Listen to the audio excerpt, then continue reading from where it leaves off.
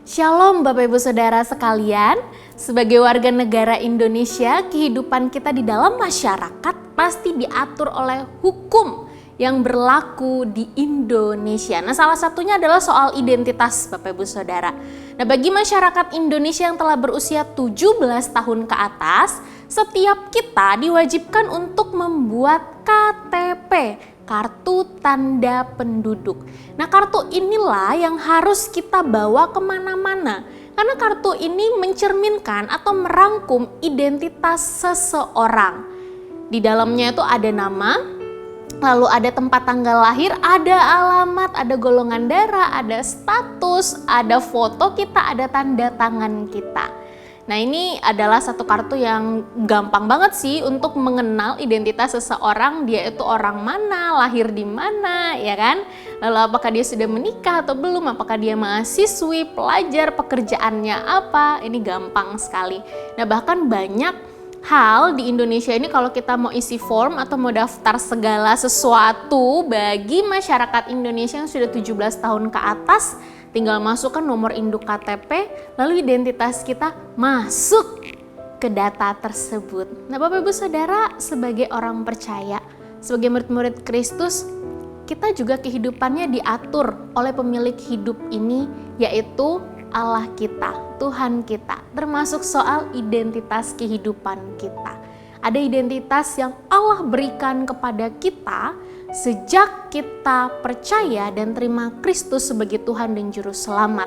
Apakah identitasnya? Mari sama-sama kita lihat dari Matius 5 ayat 13-16. Kamu adalah garam dunia. Jika garam itu menjadi tawar, dengan apakah ia diasinkan? Tidak ada lagi gunanya selain dibuang dan diinjak orang. Kamu adalah terang dunia. Kota yang terletak di atas gunung tidak mungkin tersembunyi. Lagi pula, orang tidak menyalakan pelita lalu meletakkannya di bawah gantang, melainkan di atas kaki dian sehingga menerangi semua orang di dalam rumah itu. Demikianlah hendaknya terangmu bercahaya di depan orang, supaya mereka melihat perbuatanmu yang baik dan memuliakan Bapamu yang di sorga.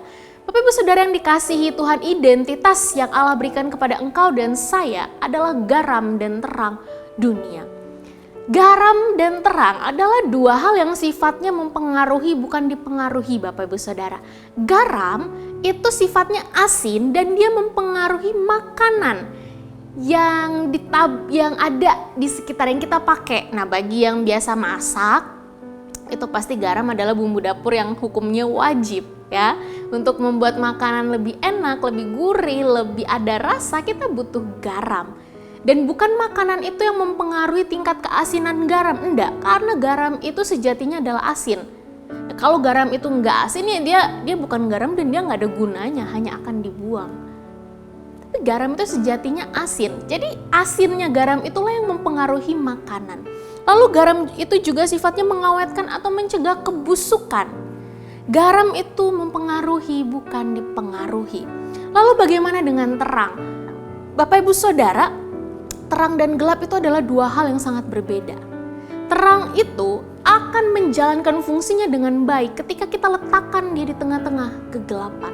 Kalau terang ketemu terang, ya terangnya memang makin bersinar. Betul. Tapi kalau kita letakkan terang itu di kegelapan, maka kegelapan itu akan menjadi terang. Kegelapan itu akan menjadi bercahaya. Apa yang tidak nampak di kegelapan itu akan menjadi nampak. Dia sifatnya juga mempengaruhi bukan dipengaruhi. Oh Bapak Ibu Saudara, kita dipanggil oleh Allah sebagai murid Kristus yang adalah garam dan terang dunia. Mempengaruhi dunia di sekitar kita yang sudah gelap karena jatuh dalam dosa. Yang sudah bobrok, yang sudah busuk moralnya karena kejatuhan manusia di dalam dosa. Engkau dan saya adalah garam dan terang. Kita harusnya mempengaruhi dunia, bukan dipengaruhi oleh dunia. Lewat apa Bapak Ibu Saudara? Lewat perbuatan kita, lewat tingkah laku kita, lewat pikiran kita, perkataan kita, cara hidup kita. Bahkan hal sederhana pun, baik itu di keluarga, di pekerjaan, kehidupan sehari-hari, engkau dan saya harus menunjukkan identitas sebagai garam dan terang dunia.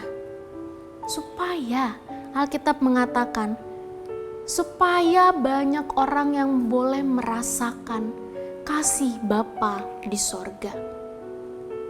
Bapak Ibu Saudara, pertanyaannya yang untuk kita renungkan.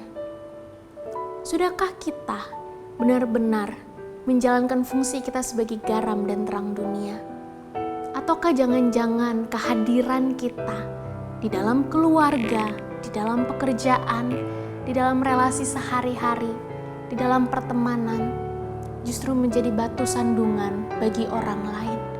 Bukannya menyatakan Injil, bukannya menyatakan kebenaran, bukannya menyatakan terang ilahi, bukannya memberi rasa yang baik, sukacita, damai sejahtera, tapi kita justru kehadiran kita menimbulkan sakit hati, dendam, kebencian, iri hati bagi sesama kita. Selamat menjalani kehidupan satu hari ini dan seterusnya sebagai garam dan terang dunia. Bersandarlah pada sang terang dunia yaitu Kristus Yesus, maka engkau dan saya akan dimampukan menjalankan fungsi dan identitas kita. Tuhan Yesus memberkati.